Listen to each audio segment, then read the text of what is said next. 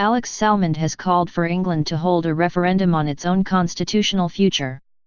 The former Scottish First Minister called for a peasants' revolt-type referendum to clean out the stables. He said a constitutional revolution could get rid of the House of Lords and see it replaced by a People's Senate. And he said UKIP leader Nigel Farage was not the answer to the country's problems.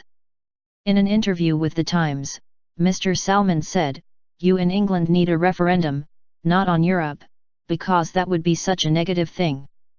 The Scottish referendum was about saying yes to change and the prospect of a different society. The EU referendum is all about fear and worries and closing in. You need a peasants' revolt-type referendum to clean out the stables, a constitutional revolution. Let's get rid of the House of Lords and stick in a People's Senate. Mr. Salmond said there was an absolute acceptance among the public that something is amiss in the UK. Fundamentally decent. He was also quoted as saying, "There is progressive and regressive nationalism. We are about the future and UKIP is all about the past. People in England are fundamentally decent. They're not going to en masse waltz up the UKIP side alley."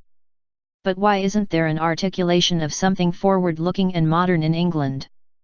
And he reaffirmed his belief that Scotland would become independent in his lifetime.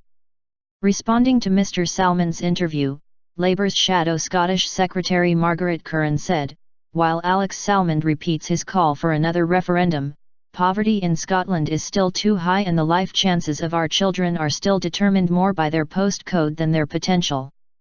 Instead of focusing on the debate we've just had, Alex Salmond and the SNP should be talking about how we make Scotland the fairest country on earth and how we can use the powers that we have, and the ones we are about to take control of, to tackle poverty and disadvantage. Polls have suggested that the SNP is on track to dramatically increase its number of Westminster seats in May's general election, at the expense of Labour.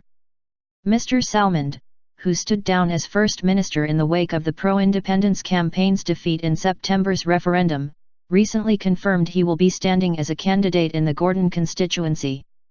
Mr. Salmond and Nicola Sturgeon, his successor as both First Minister and SNP leader, have repeatedly suggested that an agreement could be reached on support for a minority Labour government at Westminster in the event of a hung parliament. In an interview with The Independent which was published on Friday, Mr. Salmond also hinted that the SNP could potentially allow its MPs to vote on English-only issues as part of any such arrangement. The party has previously only voted on issues which affect Scotland or the UK as a whole. But Mr. Salmond and Ms. Sturgeon have also stressed that the SNP would never do any deal with the Conservatives.